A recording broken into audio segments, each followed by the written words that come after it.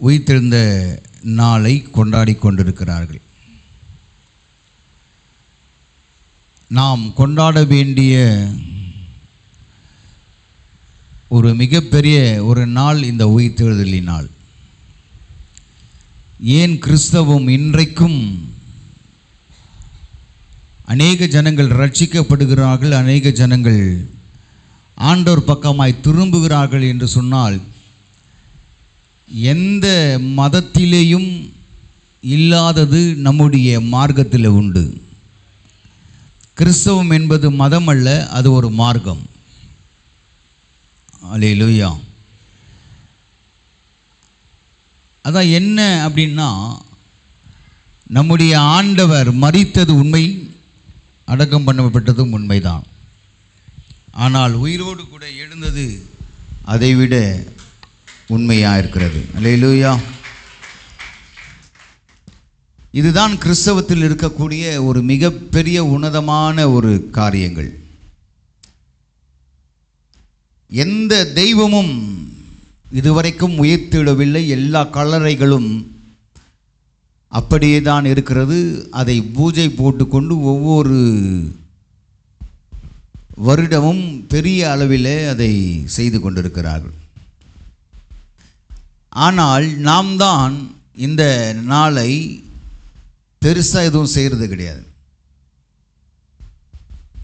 ஆனால் உண்மையாகவே கொண்டாட வேண்டுமானால் இந்த ஈஸ்டர் பண்டிகையை தான் அதிகமாய் கொண்டாட வேண்டும். அல்லேலூயா. அதற்கு தகுதியானவர் நம் ஆண்டவராகிய இயேசு ஒருவர் மட்டும்தான். அல்லேலூயா. அவர் உயிர்த்தெழுந்ததினால்தான் இதுவரைக்கும் நாம் சுகமாய் வாழ்ந்து கொண்டிருக்கிறோம், சுகமாய் இருக்கிறோம், ஜீவனோடு கூட இருக்கிறோம். அல்லேலூயா.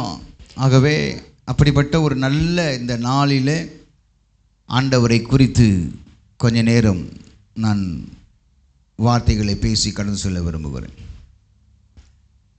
இந்த 24ஆம் அதிகாரத்தை நான் வாசித்து கொண்டிருக்கும்போது இதில் அநேக வார்த்தைகள் ஆண்டவர் எனக்கு காண்பித்து கொடுத்தார். பல வார்த்தைகள் ரொம்ப நம்முடைய மனதை கவர்ந்து இழுக்கக்கூடிய ஒரு வார்த்தைகளாக இருந்தது. ஏன்னா இதில் ஈஸ்டருக்கு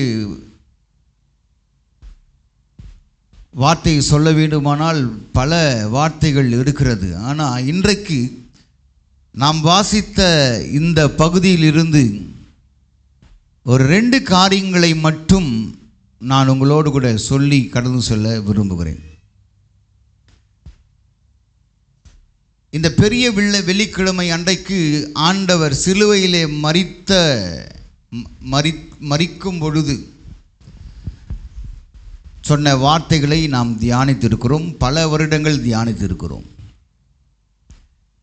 அதே போல ஆண்டவர் மரித்து அடக்கம் பண்ணப்பட்டு 3ஆம் நாள் உயிரோடு கூட எழுந்த அந்த எழுந்த பிற்பாடு சொன்ன வார்த்தைகள் நிறைய வார்த்தைகள் இருக்கிறது. அதில் ஒரு 2 காரியங்களை மட்டும் நான் சொல்லி கடந்து செல்ல விரும்புகிறேன். அது வாரத்தின் முதல் நாள். எது முதல் நாள்? வாரத்தின் முதல் நாள் ஞாயிற்றுக்கிழமை. இந்த வாரத்தின் முதல் நாளில் அதிகாலையிலே ஸ்திரீகள் எங்கு போனார்களாம்? கல்லறை இடத்திற்கு போகினார்கள்.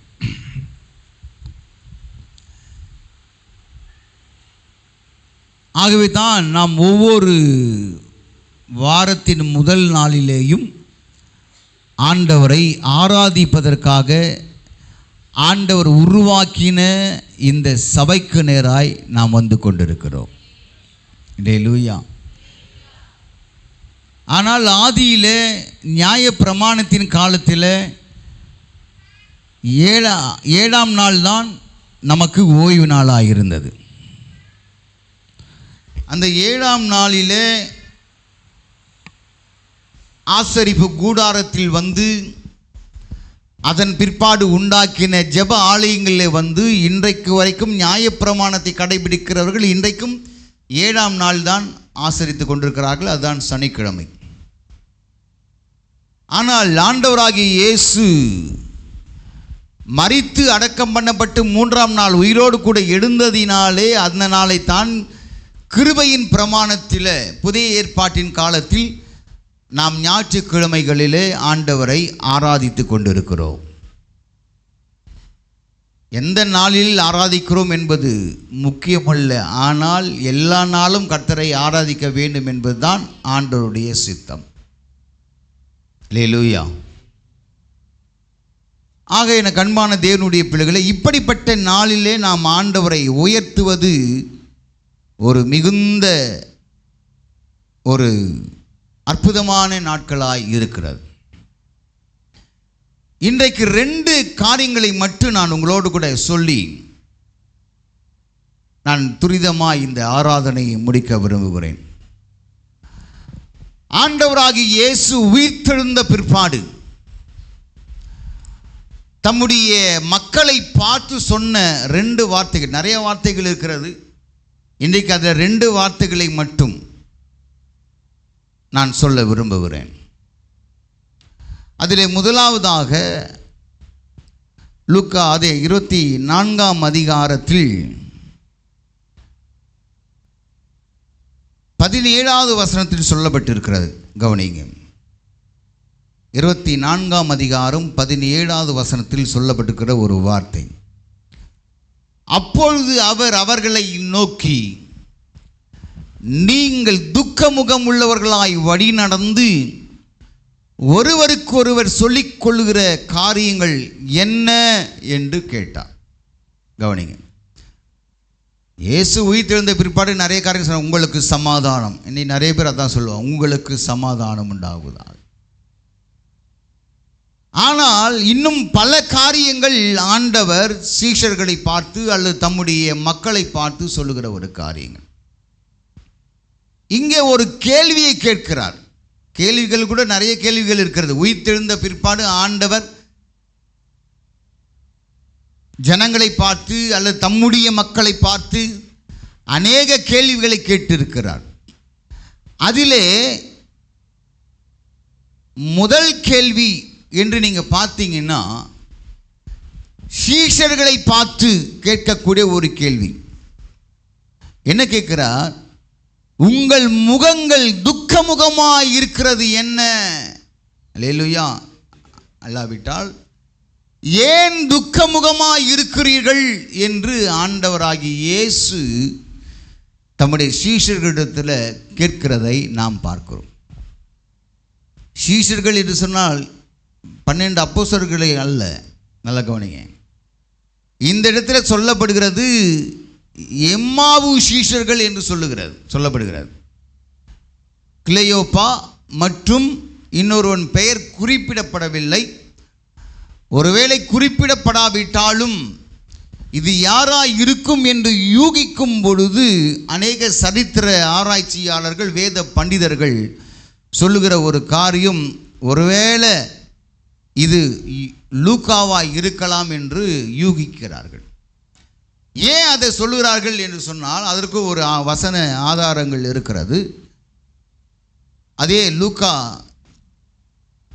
தன்னுடைய அதிகாரத்தில் எழுதும்போது 10ஆம் அதிகாரம் 1 வசனத்தில் சொல்லப்படுகிறது, இவைகளுக்கு பின்பு கர்த்தர் வேறே 70 பேரை நியமித்து தாம் போகும் சகல பட்டணங்களுக்கும் இடங்களுக்கும் அவர்களை தமக்கு முன்னே 2 பேராக அனுப்பினார் என்று சொல்லப்படுகிறது. இந்த வசனத்தை ஆதாரமாக வைத்து அநேக வேத பண்டிதர்கள் இந்த 2 சீஷர்கள், அதுதான் நம்ம வாசம் பார்த்தீங்களா 13வது வசனத்தில், அன்றைய தினமே அவர்கள் 2 பேர் எருசலேமுக்கு 7 அல்லது 8 மைல் தூரமான எம்மாவு என்னும் கிராமத்துக்கு போனார்கள் என்று சொல்லப்படுகிறது.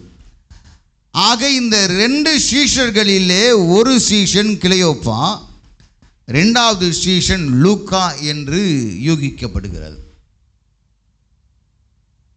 ஏன்னா ஆண்டவர் 12 சீஷர்களை முதல்ல ஏற்படுத்தினார். அதன் பிற்பாடு 70 பேரை ஏற்படுத்தினார். அதன் பிற்பாடு 500 பேரை ஏற்படுத்தினார். அதன் பிற்பாடு ஏராளமான சீஷர்கள் உருவாகி இருக்கிறார்கள். இன்றைக்கும் நம்முடைய சபைகளிலேயும் அநேக சீஷர்கள் இருக்கிறார்கள் என்பது நான் நம்புகிறேன். அல்லேலூயா. ஆக அப்படிப்பட்ட சீஷர்கள் இந்த இடத்துல இந்த 10ஆம் அதிகாரத்தில் இந்த லூக்கா எழுதும்போது தன்னுடைய பெயர் குறிப்பிடப்படாமல் இருக்கிறது. அதே போல தான் இங்கேயும் குறிப்பிடாமல் அவரோடு கூட வந்த சீஷனை பெயரை பதிவிடுகிறார். இதெல்லாம் நமக்கு ஆராய்ச்சி பண்ண வேண்டிய அவசியம் இல்லை. 2 பேர் இருக்கிறாங்களா போதும். ஆனால் ஒருவேளை உங்களுக்கு தெரிய வேண்டும் என்பதற்காக தான் நான் உங்களுக்கு சொல்லுகிறேன். இவர்கள் இருவரும் எதை பேசிக்கொண்டு போகிறார்கள்? எருசலேமிலே நடந்த காரியங்கள். அப்போ எருசலேமில் என்ன நடந்தது? கடந்த 2 நாட்களுக்கு முன்பதாக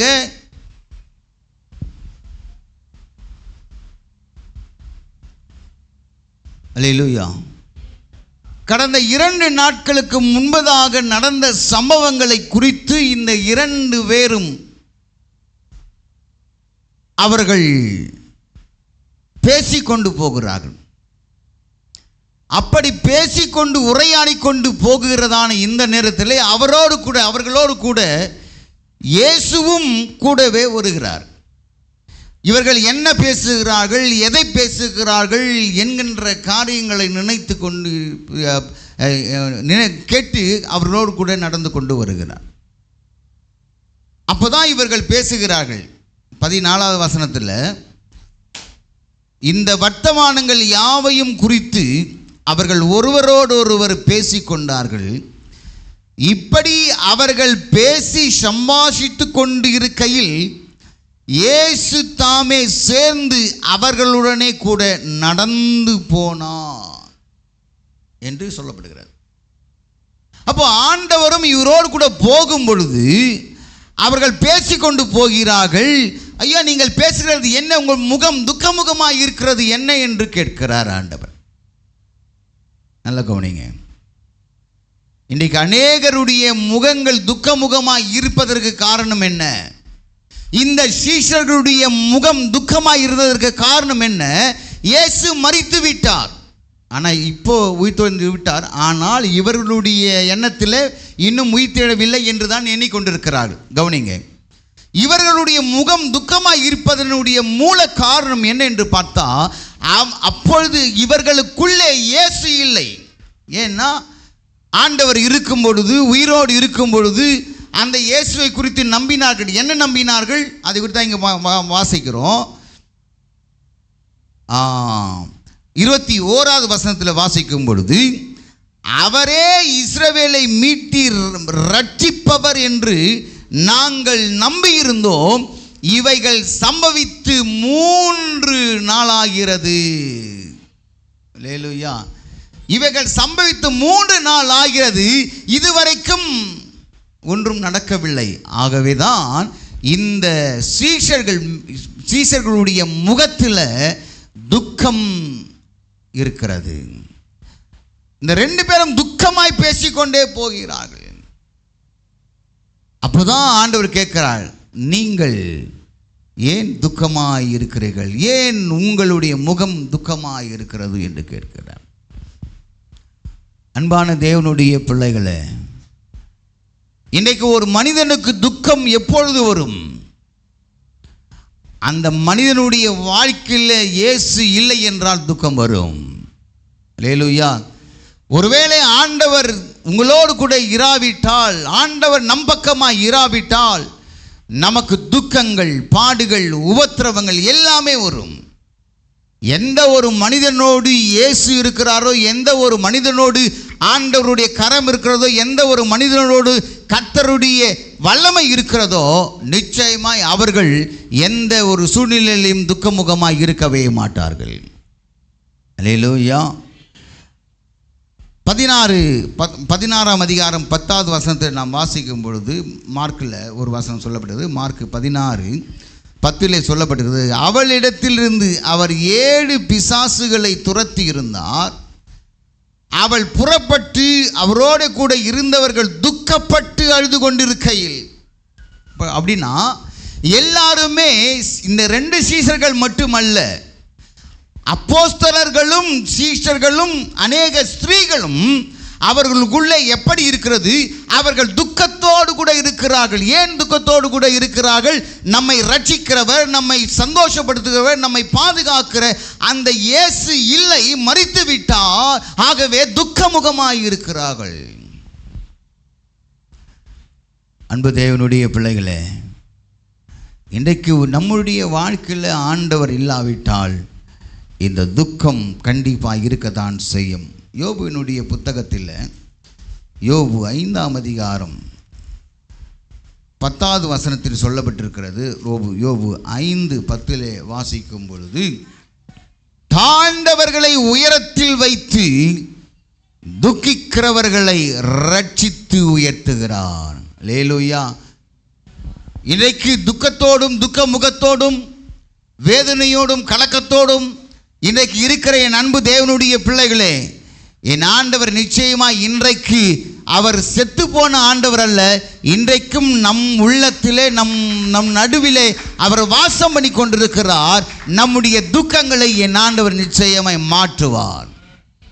அதுதான் யோப் பக்தன் அழகா சொல்றார், துக்கிக்கிறவர்களை ரட்சித்து உயர்த்துவான். என் ஆண்டவர் அதற்காக தான் ஜீவனையே கொடுத்தார். துயரப்படுகிறவர்கள், துக்கிக்கிறவர்கள், மிகவும் வேதனையிலே இருக்கிற ஜனங்களை ரட்சித்து அவர்களை உயர்த்தி அவர்களுக்கு என்று ஆயத்தப்படுத்தி கொண்டிருக்கிற அந்த பரம கானானுக்குள் பிரவேசிக்க வேண்டும் என்பதற்காக தான் எம்பெருமான் இயேசு தன் சிலுவையை சுமந்தார்.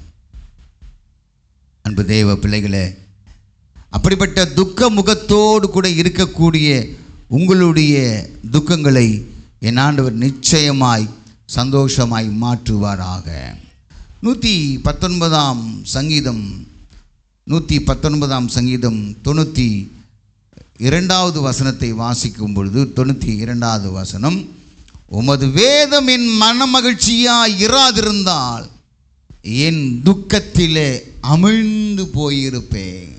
சங்கீதக்காரன் அழகா சொல்றார், எனக்கு ஏன் துக்கம் வருகிறது, எனக்கு ஏன் வேதனை வருகிறது, எனக்கு ஏன் துன்பம் வருகிறது என்று சொன்னால், இந்த மனிதன் சொல்லுகிறார், உமது வேதம் என் மனமகிழ்ச்சியாய் இராதிருந்தால். அப்படியானால் வேத வசனங்கள் ஒரு மனுஷனை தேற்றுகிறதா இருக்குமானால், வேத வசனங்கள் ஒரு மனிதனுடைய இருதயத்தை குளிர பண்ணுகிறதா இருக்குமானால், அந்த மனிதனுடைய வாழ்க்கையில் துக்கம் என்பது இருக்கவே இருக்காது.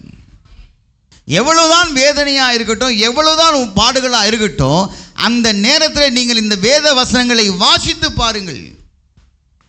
கடந்த நாட்களில் ஒரு ஊழியக்காரர் இடத்துல வந்தார், மிகவும் வேதனையோடு துக்கத்தோடு கூட வந்தார். எல்லா வேதனையும் எல்லாருக்கும் இருக்க தான் செய்யுது, எனக்கும் தான் இருக்க செய்யுது. அல்லேலூயா. அப்போ நானே துக்கத்தோடு நானே வேதனையோடு இருக்கும்போது இன்னொருவரை ஆற்ற முடியுமா, தேற்ற முடியுமா என்று சொல்லி கேட்கக்கூடிய ஒரு கேள்விகள் வரலாம். அது இயற்கையாகவே வரக்கூடிய ஒரு சூழ்நிலை தான். ஆனாலும் நான் அப்பொழுது வேதத்தை வாசித்து கொண்டிருக்கும் போது அந்த வசனங்கள் என்னை அதிகமாக தேற்றக்கூடியதாக இருந்தது. அப்பொழுது அந்த ஊழியக்காரரிடத்தில் நான் சொல்லி கொண்டிருந்தேன். அப்போதான் அவருடைய முகத்தில் அவர்கள் ரொம்ப பிரகாசம் அடைகிறதை நான் உணர்ந்தேன். பாஸ்டர், எனக்கு ரொம்ப சந்தோஷமாக இருக்குது, இனிமேல் கண்டிப்பாக துக்கப்படுகிற நேரத்திலெல்லாம் துன்பப்படுகிற நேரத்திலெல்லாம் இந்த வசனத்தை நான் வாசிப்பேன். ஏன்னா வாசிக்கிற ஆள் தான், ஒவ்வொரு முறையும் வாசிக்கிறவர் தான். ஆனால் நான் சொன்னேன், அதிக நேரம் வேதத்தை வாசிங்க பாஸ்டர், நிச்சயமாக ஆண்டவர் உங்களுடைய எல்லா காரியங்களையும் மாற்றுவார். அல்லேலூயா. இந்த வசனத்தை வாசிக்கும்போது தான் அந்த ஞாபகம் வந்தது. இந்த சங்கீதக்காரன் தான் சொல்லுகிறார், எத்தனையோ துக்கங்கள், எத்தனையோ உபத்திரம், பாடுகள் இருக்கிறது அந்த சங்கீதக்காரனுக்கு. ஆனால் அவர் சொல்லுகிறார், உமது வேதம் என் மன மகிழ்ச்சியாய் இராதிருந்தால் என் துக்கத்திலே அடிந்து போயிருப்பேன். இன்றைக்கு பிசாசானவன் கையாளுகிற ஒரு காரியம் இதுதான். நீங்கள் துக்கத்திலே அடிந்து போக வேண்டும், துக்கத்திலே அப்படியே மாண்டு போக வேண்டும் என்று சொல்லிதான் பிசாசு எதிர்பார்ப்பான். ஆனால் அந்த பிசாசனுடைய தந்திரங்களை, பிசாசனுடைய சூழ்ச்சிகளை முறியடிப்பதற்காக தான் இன்றைக்கு என் ஆண்டவராக இயேசு உயிர்த்தெழுந்திருக்கிறார். அவருடைய உயிர்த்தெழுதலின் வல்லமை அந்த காரியங்களை அப்படியே மாற்றி போடும், புரட்டி போடும். இன்னொரு வசனத்தை வாசிக்கும் பொழுது நீதிமொழிகள் 15ஆம் அதிகாரம், நீதிமொழிகள் 15ஆம் அதிகாரத்தில் 13வது வசனத்தை வாசிக்கும் பொழுது, மனமகிழ்ச்சி முகமலர்ச்சியை தரும், மனோ துக்கத்தினாலே ஆவி முறிந்து போகும் என்று சொல்லப்படுகிறது. ஹல்லேலூயா. துக்கம் ஒரு மனுஷனுக்குள்ளே வரும் பொழுது அவனுடைய ஆவி முறிந்து போகக்கூடிய ஒரு நிலை மனிதர்களுக்கு உண்டாகிறது. துக்கமா இருக்காங்க வச்சுங்களேன், அவங்களிடத்துல அவங்கள முகத்துல எதையுமே பார்க்கவே முடியாது, எந்த சந்தோஷத்தையும் பார்க்க முடியாது, யாரிடத்திலும் ஒரு அந்த அளவுக்கு பேசக்கூடிய ஒரு சூழ்நிலை கூட இருக்க முடியாது. ஏனென்றால் அவர்களுடைய ஆவி முறிந்து போயிருக்கிறது. இன்றைக்கு அநேகருடைய ஆவி முறிந்து இருக்கக்கூடிய ஒரு சூழ்நிலை, ஆவியிலே பலப்படக்கூடிய முடியாதபடிக்கு, ஆவியிலே ஸ்திரமாய் இருக்க முடியாதபடிக்கு, ஆவியானவரை உயர்த்தாதபடிக்கு இன்றைக்கு ஆவி முறிந்து போகக்கூடிய ஒரு சூழ்நிலை உண்டாகி இருக்கிறது அநேகம் பிள்ளைகளுக்கு. ஆண்டவர் சொல்லுகிறார், அப்படிப்பட்ட மக்களுக்காகவே ஆண்டவர் உயிரோடு கூட எழுந்து இன்றைக்கும் ஆண்டவர் அந்த நிலைமையை மாற்றி ஒரு சந்தோஷத்தை கொடுக்க அவர் வல்லமை உடையவராக இருக்கிறார். அல்லேலூயா. பிரசங்கி 7ஆம் அதிகாரம் 3வது வசனத்தில் வாசிக்கும் பொழுது, பிரசங்கி 7ஆம் அதிகாரம் 3வது வசனம் சொல்லுகிறது, நகைப்பை பார்க்கிலும் துக்கிப்பு நலம், முக துக்கத்தினாலே இருதயம் சீர்படும். அல்லேலூயா. முக துக்கத்தினால் இருதயம் சீர்படும்.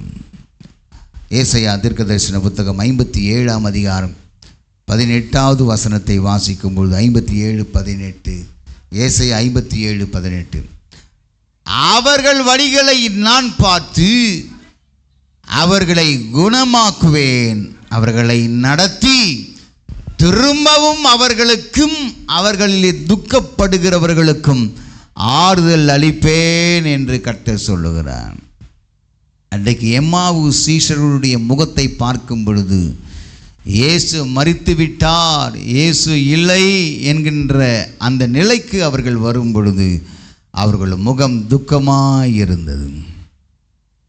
துக்கமாய் இருக்கக்கூடிய அந்த முகங்களுக்கு ஆண்டவர் தரிசனமாகி அந்த நேரத்திலே தான் அவர்கள் சொல்லுகிறார்கள், உங்கள் இருதயம் கொழுந்து விட்டு எரியவில்லையா? அப்போது அவர்களுடைய இருதயம் கொழுந்து விட்டு எரிகிறது. எப்பொழுது என்று சொன்னால், ஆண்டவரை தரிசிக்கும் பொழுது, ஆண்டவரை பார்க்கும் பொழுது. அந்த ஆண்டவர் தான் இன்றைக்கு உங்களையும் பார்த்து சொல்லுகிறார். இந்த ஏசாயா தீர்க்கதரிசனம் மூலமாய் சொல்லுகிற ஒரு வார்த்தை, துக்கப்படுகிறவர்களுக்கு கர்த்தர் ஆறுதல் அளிக்கக்கூடிய தேவனாயிருக்கிறார். அல்லேலூயா. ஆறுதல் நிச்சயமாய் அளிப்பான். தேவ சமாதானம் உங்களோடு கூட இருக்கும். துக்கிக்கிற காரியங்களுக்கு கர்த்தர் விடுதலை கொடுக்க போகிறார். என் ஆண்டவர் நிச்சயமாய் அப்படிப்பட்ட ஒரு காரியங்களை செய்வார் என்பதில் சந்தேகமே இல்லை. 60வது அதிகாரம் 20வது வசனத்தை வாசிக்கும் போது, ஏசாயா 60:20 வாசிக்கும் பொழுது, சூரியன் இனி அஸ்தமிப்பதும் இல்லை, சந்திரன் மறைவதும் இல்லை, கர்த்தரே உனக்கு வெளிச்சமாய் இருப்பார், உன் துக்க நாட்கள் முடிந்து போகும். இன்றைக்கு ஆண்டவர் நம்முடைய துக்க நாட்களை முடிந்து போகக்கூடிய ஒரு சூழ்நிலையை கர்த்தர் உருவாக்கி இருக்கிறார். அல்லேலூயா. எத்தனை பேர் இன்றைக்கு துக்கத்தோடு இருக்கிறோம், வேதனையோடு இருக்கிறோம், மனபாரத்தோடு இருக்கிறோம். இதற்கு ஒரு முடிவு உண்டாகாதா, இதற்கு ஒரு விடிவு காலம் வராதா என்று சொல்லி ஏக்கத்தோடு எதிர்பார்த்து கொண்டிருக்கிற என் அன்பு தேவனுடைய பிள்ளைகளே, உயிர்த்தெழுந்த ஆண்டவர் தம்முடைய சீஷர்களை பார்த்து கேட்டார், உங்கள் முகம் துக்க முகமாக இருக்கிறது என்ன?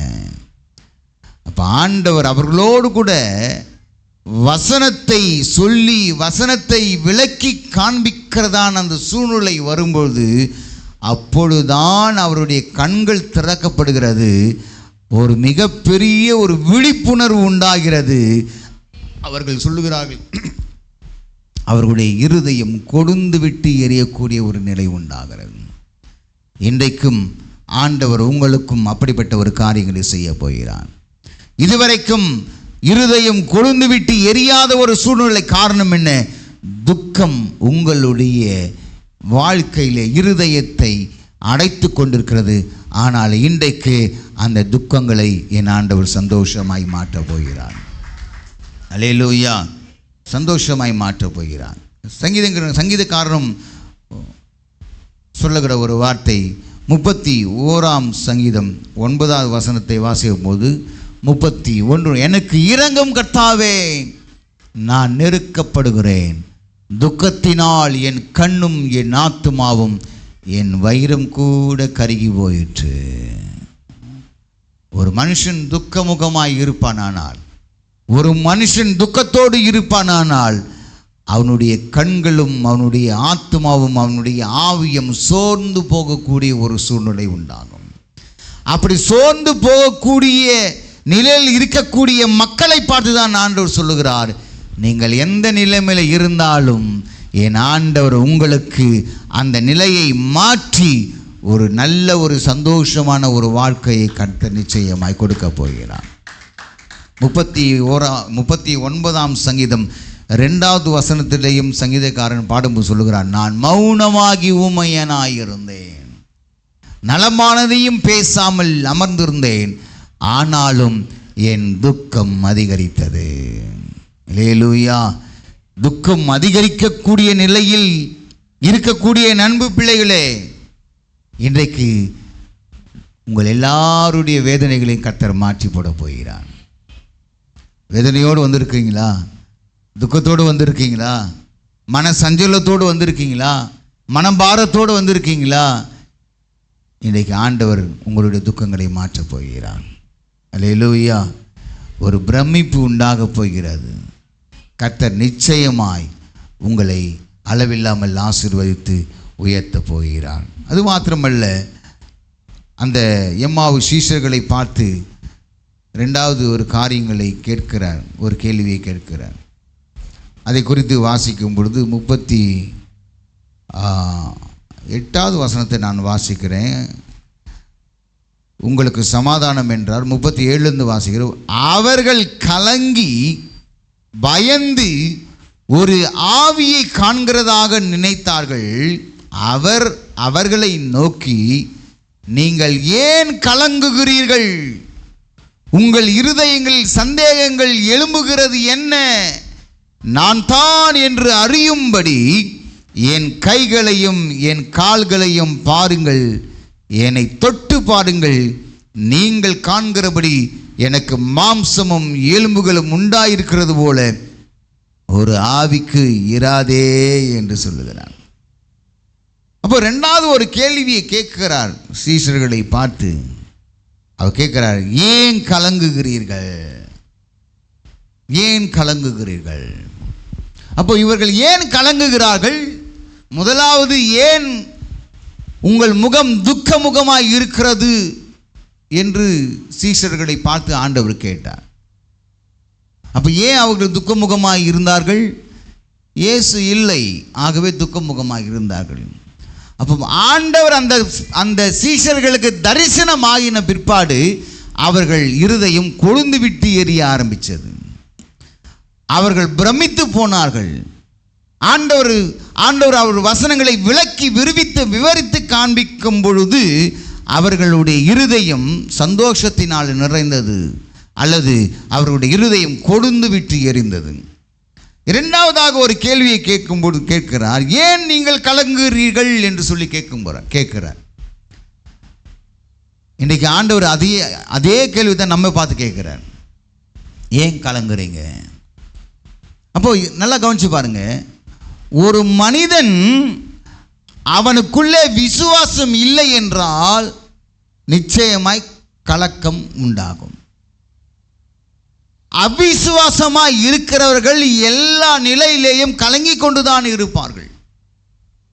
ஒரு மனிதன் விசுவாசமாய் இருப்பானால் எப்படிப்பட்ட பிரச்சனைகள் வந்தாலும், எப்படிப்பட்ட போராட்டங்கள் வந்தாலும் அவன் எதற்கும் அசையாமல் அவன் உறுதியாய் நிலைத்திருப்பான். ஆனால் ஒரு மனிதன் கலங்குகிறான் என்று சொன்னால் அர்த்தம் என்ன? அவனுடைய இருதயத்தில் அல்லது அவனுடைய வாழ்க்கையில் விசுவாசம் என்பதே இல்லை, அவிசுவாசம் தான் இருக்கிறார். இந்த இடத்துல அதுதான் ஆண்டவர் சொல்லுகிறார். 37 வாசிக்கும்போது, அவர்கள் கலங்கி பயந்து ஒரு ஆவியை காண்கிறதாக நினைத்தார்கள். ஏன் ஆண்டவரே வந்து நிற்கிறாரு, உங்களுக்கு சமாதானம் என்று சொல்லுகிறாரு. ஆனாலும் அந்த ஆண்டவரை பார்க்கும்போது அவர்கள் ஒரு ஆவியை பார்க்கிறதாக, அதாவது பேயாய் நினைக்கிறார்கள். அப்படின்னா என்ன? அவர்களுக்குள்ளே விசுவாசம் இல்லை, அவர்கள் அவிசுவாசப்படுகிறார்கள். அல்லேலூயா, அவர்கள் அவிசுவாசப்படுகிறார்கள். ஆகவே தான் அவர்களுக்கு கலக்கம் வருகிறது, கலங்குகிறாங்க, பயப்படுகிறாங்க. விசுவாச மக்களே, உங்களுக்குள்ளே விசுவாசம் இருக்க வேண்டும் என்று ஆண்டவர் அதிகமாக விரும்புகிறார். அதான் இங்கே கேட்கிறார். 25வது வசனத்தில் வாசிக்கும்போது, தீர்க்கதரிசிகள் சொன்ன யாவையும் விசுவாசிக்கிறதற்கு புத்தி இல்லாத மந்த இருதயம் உள்ளவர்களே. அப்போ தீர்க்கதரிசிகள், நமக்கு முன்னதாக இந்த பரிசுத்தவான்கள், வேத வசனங்கள், மோசேயின் மூலமாக இருக்க எல்லா தீர்க்கதரிசிகளும் அவரை குறித்து சொல்லுகிறார்கள். இவர்கள் ஆண்டவராகிய இயேசு உயிரோடு கூட இருக்கும் பொழுது கூட ஆண்டவர் எவ்வளவோ வார்த்தைகளை சொன்னார்கள். ஆனால் அதை சொல்லியும் இவர்கள் நம்பாமல் இருக்கிறார்கள். ஆகவே கலங்குகிறார்கள். ஆண்டவர் சொன்னாரா இல்லையா? நான் மரிப்பேன், 3ஆம் நாள் உயிரோடு எழுந்திருப்பேன் என்று சொல்லி இருக்கிறார். எல்லா சீஷர்களிடத்திலும் சொல்லியிருக்கிறார். அந்த வார்த்தையை இவர்கள் நினைவு கூறவில்லை, அவிசுவாசமாக இருக்கிறார்கள், அவிசுவாசமாக இருக்காங்க. அப்படிப்பட்ட மக்களுக்கு கலக்கங்கள் நிச்சயமாக இருக்கதான் செய்யும். என் அன்பு தேவனுடைய பிள்ளைகளே, நாம் இன்றைக்கு அநேக காரியங்களை குறித்து, அநேக சம்பவங்களை குறித்து நீங்கள் கலங்கி கொண்டிருக்கலாம். என் ஆண்டவர் நிச்சயமாய் அந்த கலக்கங்களுக்கு ஒரு காரியம், ஒரு மாற்றத்தை உண்டு பண்ணுவாராக. யாருக்கு கலக்கம் உண்டாகும் என்று ஒரு வசனத்தை மட்டும் நாம் வாசித்து நான் கடந்து செல்ல விரும்புகிறேன். நீதிமொழிகள், யாருக்கு கலக்கம் உண்டாகும்? நீதிமொழிகள் 13ஆம் அதிகாரம் 3வது வசனத்திலே வாசிக்கும் பொழுது, தன் வாயை காக்கிறவன் தன் பிராணனை காக்கிறான், தன் உதடுகளை விரிவாய் திறக்கிறவனோ கலக்கமடைவான். ஐயா, யார் கலக்கமடைவார்கள்? யார் கலங்கி கொண்டிருப்பார்கள்? முதலாவதாக வசனம் சொல்லுகிறது, அவிசுவாசம் உள்ளவர்கள் கலங்குவார்கள். இரண்டாவதாக வேத வசனம் சொல்லுகிறது, யாருக்குள்ளே கலக்கம் உண்டாகும் என்று சொன்னால், தன்னுடைய உதடுகளை விரிவாய் திறக்கிறவனுடைய வாழ்க்கையில தான் கலக்கம் உண்டாகும். அப்படியானால் ஆண்டவரை போல, ஆண்டவரை குறித்து சொல்லுகிறது, அவர் வாய் திறவாமல் இருந்தார் என்று சொல்லப்படுகிறது. அப்போ நாம் என்ன, நம்முடைய வாயை அல்லது நம்முடைய உதடுகளை காத்து கொள்ளும் பொழுது அந்த கலக்கத்திலிருந்து ஒரு மிகப்பெரிய ஒரு விடுதலை உண்டாகும். அல்லேலூயா. எந்த ஒரு மனிதன் உதடுகளை காக்காமல் விரிவாய் திறக்கிறானோ அவனுடைய வாழ்க்கையில் நிச்சயமாய் கலக்கம் உண்டாகத்தான் செய்யும். அல்லேலூயா. விசுவாசம் இல்லை என்றால் கலக்கம் வருவது நிச்சயம். 2 கொரிந்தியர் 4ஆம் அதிகாரம் 8வது வசனத்தில் வாசிக்கும் பொழுது 2 கொரிந்தியர் 4:8 சொல்வது, நாங்கள் எப்பக்கத்திலும் நெருக்கப்பட்டும் ஒடுங்கி போவதில்லை, கலக்கமடைந்தும் மனமுறிவு அடைவதில்லை. அல்லேலூயா. அப்போஸ்தலனாகிய பவுல் சொல்லுகிறார், இந்த வார்த்தையை நீங்கள் அப்படியே விசுவாசித்து, ஏன்னா மனிதனாய் பிறந்த ஒவ்வொரு மனிதர்களுக்கும் பிரச்சனைகள் இருக்கத்தான் செய்யும், பாடுகள் இருக்கத்தான் செய்யும். அப்படிப்பட்ட ஒரு சூழ்நிலையிலும் இந்த அப்போஸ்தலனாகிய பவுல் சொல்லுகிறார், நாங்கள் எப்பக்கத்தில் நெருக்கப்பட்டும், நாலா பக்கமும் நெருக்கப்பட்டாலும் நாங்கள் ஒடுங்கி போகிறது இல்லை. அல்லேலூயா. ஆண்டவருடைய சமூகத்தில் நீங்கள் சொல்லுங்கள், எவ்வளவு பிரச்சனை வந்தாலும், எவ்வளவு போராட்டங்கள் வந்தாலும், எவ்வளவு அவமானங்கள் வந்தாலும் நாங்கள் ஒடுங்கி போவது இல்லை. காரணம் என்ன? நமக்குள்ளே விசுவாசம் இருக்கிறது, நமக்குள்ளே ஆவியானவர் இருக்கிறார். நம்மை வழி நடத்துகிறவர் ஆவியானவர் மட்டும்தான்.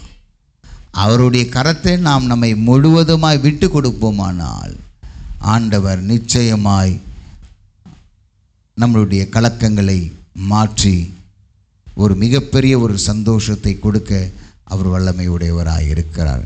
யோவானுக்கு எழுதின நற்செய்தி நூலில் 20ஆம் அதிகாரம் 15வது வசனம் சொல்லுகிறது. யோவான் 20:15 சொல்லப்படுகிறது, இயேசு அவளை பார்த்து, ஸ்திரீயே, நீ ஏன் அழுகிறாய்?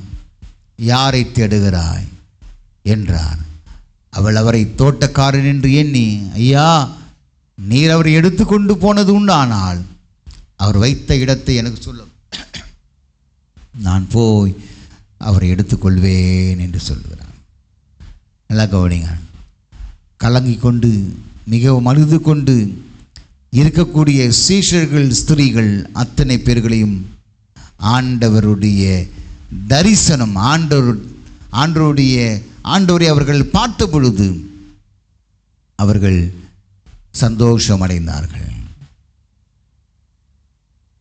உயிரோடு இருக்கும்பொழுது ஆண்டவர் தம்முடைய சீஷர்களை பார்த்து கேட்கிறார், உங்கள் இருதயம் கலங்காதிருப்பதாக என்று சொல்லி. ஆகவே கலக்கத்தோடும் வேதனையோடும் மனபாரத்தோடும் துக்கத்தோடும் இருக்கக்கூடிய மக்களுக்கு ஆண்டவர் சந்தோஷத்தை கொடுக்க அவர் வல்லமை உடையவராய் இருக்கிறார். எரேமியா தீர்க்கதரிசன புத்தகம் 30ஆம் அதிகாரம் 10வது வசனத்தில் சொல்லப்படுகிறது. எரேமியா 30:10 சொல்லப்படுகிறது, ஆகையால் என் தாசனாகிய யாக்கோபே, நீ பயப்படாதே, இஸ்ரவேலே கலங்காதே என்று கர்த்தர் சொல்லுகிறார். இதோ நான் உன்னை தூரத்திலும் உன் சந்ததியை தங்கள் சிறையிருப்பின் தேசத்திலும் இராதபடிக்கு ரட்சிப்பேன். யாக்கோபு திரும்பி வந்து அமர்ந்து சுகித்திருப்பான், அவனை தத்தளிக்க பண்ணுகிறவன் இல்லை. அல்லேலூயா. யாக்கோபே, நீ சோர்ந்து போகாதே, கலங்காதே என்று கர்த்தர் தேற்றுகிறார். இன்றைக்கும் துக்கத்தோடும் கலக்கத்தோடும் இருக்கக்கூடிய அன்பு பிள்ளைகள் ஒவ்வொருவருக்கும் இந்த உயிர்த்தெழுதலின் நாளிலே ஆண்டவர் தரிசனமாகி சொல்லுகிற ஒரு காரியங்கள் அதுதான், நீங்கள் கலங்காதிருங்கள், நீங்கள் துக்கித்து கொண்டிராதீர்கள். உங்கள் முகம் துக்கமுகமாய் இருக்கிறது என்ன? இனி ஆண்டவர் உங்களை சந்தோஷமாய் மாற்றுவாராக. ஆண்டவர் ஒரு துக்க முகத்தை கர்த்தர் மாற்றி சந்தோஷமுள்ள ஒரு முகத்தை ஆண்டவர் கொடுப்பாரா. கடைசியாக ஒரு வசனத்தை மட்டும் நான் வாசித்து முடிக்க விரும்புகிறேன். 46ஆம் அதிகாரம் 27, எரேமியா 46:27 சொல்லப்படுகிறது. 46, என் தாசனாகிய யாக்கோபே, நீ பயப்படாது, இஸ்ரவேலே நீ கலங்காதே என்று கர்த்தர் சொல்லுகிறார். ஆகவே எப்படிப்பட்ட சிறையிருப்பில் இருந்தாலும், எப்படிப்பட்ட சூழ்நிலையில் இருந்தாலும் ஆண்டவர் நம்முடைய துக்கங்களையும் கலக்கங்களையும் நம்முடைய வேதனைகளையும் கர்த்தர் மாற்றி ஒரு பூரண சந்தோஷத்தையும் சமாதானத்தையும் கர்த்தர் கொடுத்து நம்மை ஆசீர்வதித்து உயர்த்துவார் என்பதை சந்தேகமில்லை.